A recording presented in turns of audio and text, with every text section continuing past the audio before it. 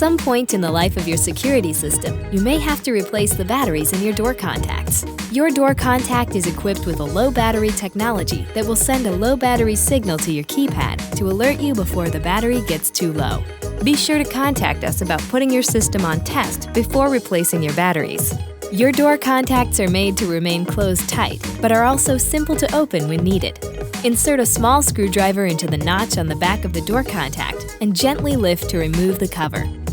Remove the old battery and replace it with a fresh one. Be sure to insert the battery in the correct orientation. Snap the lid back on the door contact and perform a sensor reset at your keypad in order to clear the low battery message.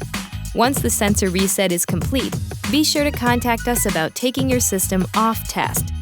Door contacts use 3-volt lithium batteries CR123, which can be purchased at any electronics retailer or directly from us. Be sure to recycle your used lithium batteries in accordance with your state and local guidelines.